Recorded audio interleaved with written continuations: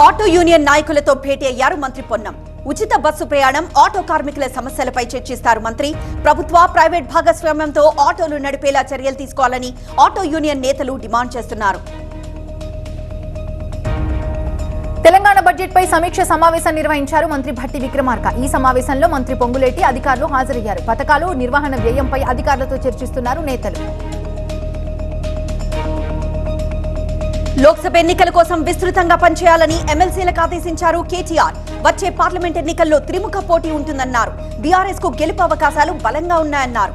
కాంగ్రెస్ 420 హామీలపై అసెంబ్లీలో ఒత్తిడి తెస్తామని, ఇచ్చిన హామీలు అమలు చేయాలని గుర్తు చేస్తామన్నారు కేటీఆర్. కాంగ్రెస్ పార్టీలో కష్టపడి పనిచేసిన వారికి గుర్తింపు దక్కుతుందన్నారు మంత్రి ఉత్తమ్ కుమార్ రెడ్డి. మహేష్, వెంకట్లని పెద్దల సభకు పంపడమే ఉదాహరణన్నారు ఆయన. బీఆర్ఎస్ పాలనలోనే సర్పంచ్ల బిల్లులు ఆపేశారని, ఇప్పుడు కేటీఆర్ పోరాడతాననటం విడ్డూరంగా ఉందన్నారు ఉత్తమ్ కుమార్ రెడ్డి. ఖమ్మం కాంగ్రెస్ అడ్డా అని, ఇక్కడ ఎంపీగా పోటీ చేసే హక్కు తమ ఒక్కదానికే ఉందన్నారు రేణుకా చౌదరి.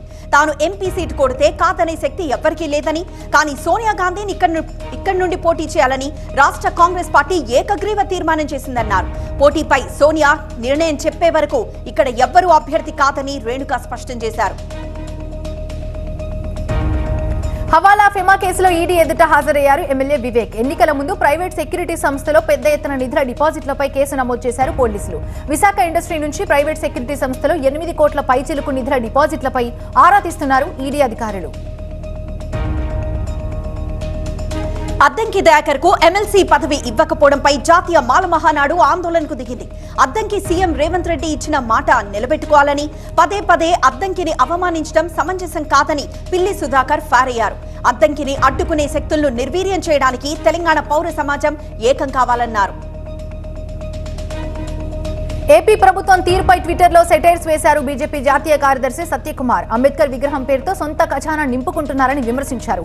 ఎన్నికల వేళ మోసం చేసేందుకు అంబేద్కర్ విగ్రహం ఏర్పాటు చేశారని, ఏపీలో జరుగుతున్న వికృత రాజకీయ అవినీతి భాగోతం అంటూ ట్వీట్ చేశారు సత్యకుమార్. రేపు విజయవాడలో అంబేద్కర్ విగ్రహాన్ని ఆవిష్కరించనున్నారు సీఎం జగన్. ఈ విగ్రహం దేశంలోనే కాదు, ప్రపంచంలోనే అతిపెద్ద అంబేద్కర్ విగ్రహంగా నిలవనుంది. విజయవాడలో ఏర్పాటు చేసుకున్న అంబేద్కర్ మహాశిల్పం మన రాష్ట్రానికే కాదు, దేశానికే తలమానికమన్నారు సీఎం జగన్. అమరావతిలో ఎన్టీఆర్ వర్ధంతి కార్యక్రమంలో పాల్గొన్నారు టీడీపీ అధినేత చంద్రబాబు. టీడీపీ కార్యాలయంలో ఎన్టీఆర్ విగ్రహానికి పూలమాల వేసి నివాళులర్పించారు. ఈ కార్యక్రమానికి అచ్చెన్నాయుడు, యనమల, కళా వెంకట్రావు హాజరయ్యారు. శ్రీకాకుళం పార్లమెంటరీ టీడీపీ అధ్యక్షుడు కూన రవికుమార్ అస్వస్థతకు గురయ్యారు.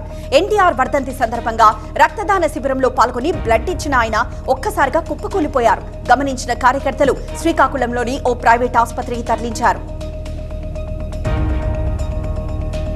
అనంతపురంలోని ఎన్టీఆర్ వర్ధంతి కార్యక్రమంలో టీడీపీ కార్యకర్తల మధ్య వాగ్వాదం నెలకొంది. పూలమాల వేసే విషయంలో మాజీ ఎమ్మెల్యే ప్రభాకర్ చౌదరి, జకీవుల్లా వర్గం ఘర్షణ జరిగింది. వీరిద్దరి మధ్య ఘర్షణ జరిగింది. దీంతో ఇరు వర్గాలను పోలీసులు నచ్చజెప్పడంతో గొడవ సద్దుమణిగినట్టు తెలుస్తోంది. అంబేద్కర్ కోనసీమ జిల్లా రాజోలు నియోజకవర్గంలో మాజీ మంత్రి గొల్లపల్లి సూర్యారావు ఆధ్వర్యంలో ఎన్టీఆర్ 28వ వర్ధంతి ఘనంగా నిర్వహించారు. ఎన్టీఆర్ విగ్రహానికి పూలమాలలు వేసి నివాళులర్పించారు టీడీపీ శ్రేణులు. రాజోలు ఏరియా ఆసుపత్రిలో రోగులకు పండ్లు, బ్రెడ్లు పంపిణీ చేశారు కార్యకర్తలు, అభిమానులు. ఈ నెల 25న భీమిలిలో సీఎం జగన్ బహిరంగ సభ ఉంటుందన్నారు వైవి సుబ్బారెడ్డి. ఒక్కో నియోజకవర్గం నుంచి 10,000 మంది వచ్చేలా ప్రణాళికలు చేస్తున్నట్టుగా చెప్పారు ఆయన. పార్టీ అసంతృప్తులు తొలగించడంతో పాటు అభ్యర్థుల మార్పులకు కారణాలు సీఎం వివరిస్తారని చెప్పారు సుబ్బారెడ్డి. తొలి బహిరంగ సభ ద్వారా ఉత్తరాంధ్ర కార్యకర్తలు, అభిమానులకు సీఎం జగన్ దిశానిర్దేశం చేయనున్నారని మంత్రి బొత్స తెలిపారు. జగన్ అధ్యక్షతన రాష్ట్రంలోని 5 ప్రాంతాల్లో క్యాడర్ సమావేశాలు జరుగుతున్నాయన్నారు. ఎన్నికల ప్రచారంలో పార్టీ క్రియాశీలక కార్యకర్తలతో ముఖ్యమంత్రి సమావేశమవుతారని చెప్పారు. వచ్చే ఎన్నికల్లో అధికారంలోకి వస్తామన్నారు చింతామోహన్. 130 అసెంబ్లీ, 25 లోక్సభ స్థానాలు గెలుస్తామని చెప్పారు ఆయన. చిరంజీవి ఇంకా కాంగ్రెస్ పార్టీలోనే ఉన్నారని, తిరుపతి నుంచి ఆయన పోటీ చేస్తే గెలిపించి సీఎంని చేస్తామన్నారు చింతామోహన్. నందమూరి తారక రామారావు ఒక వ్యక్తి కాదు, ఒక ప్రపంచనమన్నారు దగ్గుబాటి పురంధేశ్వరి. ఆకలితో అలమటిస్తున్న ఎందరో పేదల్ని 2 రూపాయల బియ్యంతో ఆదుకొని వారి కడుపు నింపారని చెప్పారు. రాష్ట్రాభివృద్ధి కోసం ఎన్నో సంక్షేమ కార్యక్రమాలు చేశారన్నారు పురంధేశ్వరి. నిర్మల్ జిల్లా జయశంకర్ చౌరస్తా వద్ద ఎన్టీఆర్ 28వ వర్ధంతి వేడుకలను నిర్వహించారు. ఈ సందర్భంగా మాజీ మంత్రి అల్లోల ఇంద్రకరణ్ రెడ్డి ఎన్టీఆర్ విగ్రహానికి పూలమాలలు వేసి నివాళులర్పించారు. ఆయన అభివృద్ధి పనులు చిరస్థాయిగా నిలిచిపోతాయని కొనియాడారు.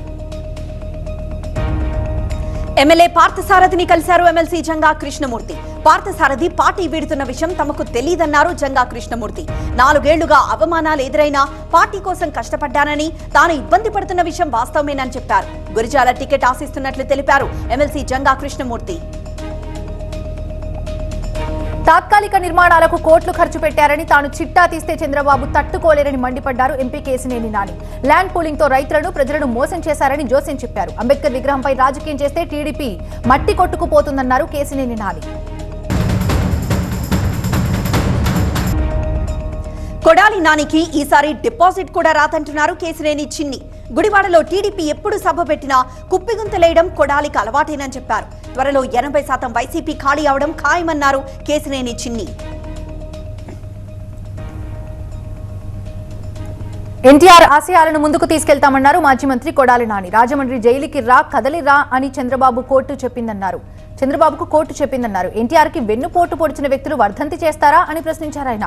ఫ్లెక్సీలు తొలగిస్తే జూనియర్ ఎన్టీఆర్ కి వచ్చిన నష్టం ఏం లేదన్నారు. 1000 మంది బాలకృష్ణ బాబులు వచ్చినా ఏం చేయలేరన్నారు కొడాలి నాని. కడప జిల్లా ప్రొద్దుటూరులో బంగారు దుకాణాల వద్ద బైఠాయించారు ఎమ్మెల్యే రాచమల్లు శివప్రసాద్ రెడ్డి. బంగారు వ్యాపారస్తులకు రక్షణగా ఉంటానంటూ వెల్లడించారు ఆయన. బంగారం కొనుగోలు చేసేందుకు వచ్చిన వారిని పట్టుకుని డబ్బులు సీజ్ చేయడం, బిల్లులు చూపించలేదని ఇన్కమ్ ట్యాక్స్ అధికారులకు పోలీసులు అప్పగించడంపై ఎమ్మెల్యేకి మొరపెట్టుకున్నారు వ్యాపారస్తులు. ప్రతి పౌరుడికి విమాన ప్రయాణం కల్పించడమే లక్ష్యమన్నారు కేంద్ర మంత్రి జ్యోతిరాదిత్య సింధియా. అమెరికా, చైనా తర్వాత భారత్ అత్యధిక విమానాలను కొనుగోలు చేసిందన్నారు. ప్రతి జిల్లా కేంద్రంలో హెలిప్యాడ్ ఏర్పాటు చేస్తామన్నారు. ప్రయాణికుల పరంగా 3వ స్థానంలో ఉన్నామని చెప్పారు సింధియా. అయోధ్య రామాలయం ప్రారంభం సందర్భంగా నిర్వహిస్తున్న అక్షింతల కార్యక్రమంపై కొందరు అర్థం లేని విమర్శలు చేస్తున్నారని మండిపడ్డారు బండి సంజయ్. రామ మందిర ప్రాణ ప్రతిష్టను రాజకీయం చేయిస్తున్నారన్నారు. కరీంనగర్లోని భక్త మార్కండయ్య శివాలయంలో ఆలయ పరిసరాలను, గర్భగుడిని ఆయన శుభ్రం చేశారు. రామ మందిరంపై రాజకీయాలు చేయడం సరికాదన్నారు బీజేపీ నేత డీకే అరుణ. బీఆర్ఎస్ పై వ్యతిరేకతతోనే కాంగ్రెస్ అధికారంలోకి వచ్చిందన్నారు.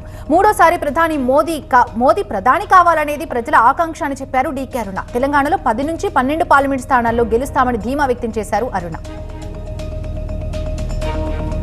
బడుగు బలహీన వర్గాలను ఆదుకున్న ఘనత ఎన్టీఆర్ కు దక్కుతుందన్నారు మోత్కుపల్లి నరసింహులు. సీఎం రేవంత్ రెడ్డి ఎన్టీఆర్ ను ఆదర్శంగా తీసుకుని పాలన చేయాలన్నారు. అనంతపురం జిల్లా విడపకణల్లు సరిహద్దు చెక్పోస్ట్ దగ్గర భారీగా నగదు సీజ్ చేశారు పోలీసులు. వాహనాల తనిఖీల్లో భాగంగా ఒక కారులో 1,75 లక్షల రూపాయలు గుర్తించారు. దీనికి సంబంధించి ఎలాంటి రిసిప్ట్స్ లేకపోవడంతో డబ్బును సీజ్ చేశారు. ఈ మొత్తాన్ని సిరిగప్ప నుంచి బెంగళూరుకి తరలిస్తున్నట్టుగా చెబుతున్నారు పోలీసులు. మేడారం సమ్మక్క సారలమ్మ జాతరకు ఇంకా నెల రోజుల సమయమున్నా భక్తుల రాక మాత్రం భారీగా ఉంది.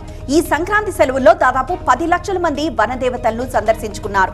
జాతర సమయంలో రద్దీ ఎక్కువగా ఉంటుందనే ఆలోచనతో చాలా మంది భక్తులు ముందుగానే దేవతలను దర్శించుకుంటున్నారు. ఫిబ్రవరి 21 నుంచి 24 వరకు మేడారం మహాజాతర జరగనుంది.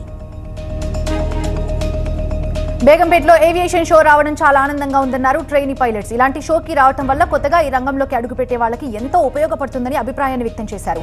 మామూలు పైలట్ అవ్వడం కంటే ఎయిర్ షో చూసిన తర్వాత చాలా గర్వంగా ఫీల్ అయ్యామంటున్నారు. హైదరాబాద్ లోని రాజేంద్ర నగర్ లో నిషేధిత ఇంజెక్షన్స్ విక్రయిస్తున్నారు డాక్టర్ దంపతులు. పోర్టర్ యాప్ ద్వారా ఇంజెక్షన్స్ లని సరఫరా చేస్తున్నారు. డాక్టర్ ముస్తఫా ఇంట్లో సోదాలు చేసిన పోలీసులు 57 ఫెంటానిల్ ఇంజెక్షన్స్, 6 లక్షల రూపాయలను స్వాధీనం చేసుకున్నారు పోలీసులు. విజయవాడ ధర్నా చౌక్ లో అంగన్వాడీల నిరవధిక దీక్షలు కొనసాగుతున్నాయి. ఆందోళనకారులకు 8 కార్మిక సంఘాలు మద్దతు పలికాయి. హామీలు నెరవేర్చే వరకు సమ్మె విరమించలేదని చెబుతున్నారు అంగన్వాడీలు. దీక్షలకు సంఘీభావంగా ఈ నెల 20న రాస్తారోకోకు పిలుపునిచ్చాయి కార్మిక సంఘాలు.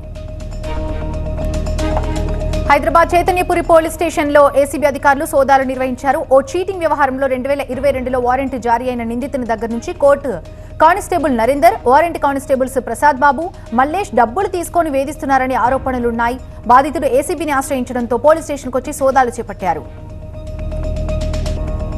అయోధ్యలో రామ మందిర ప్రాణ ప్రతిష్ఠ సందర్భంగా ప్రత్యేక పోస్టల్ స్టాంప్ ని ప్రధాని మోదీ విడుదల చేశారు. దీంతో పాటు వివిధ దేశాలు శ్రీరాముడిపై విడుదల చేసిన స్టాంప్స్ తో కూడిన పుస్తకాన్ని ప్రధాని మోదీ విడుదల చేశారు. 48 పేజీల ఈ పుస్తకంలో 20 దేశాలు రూపొందించిన స్టాంప్స్ ని పొందుపరిచారు.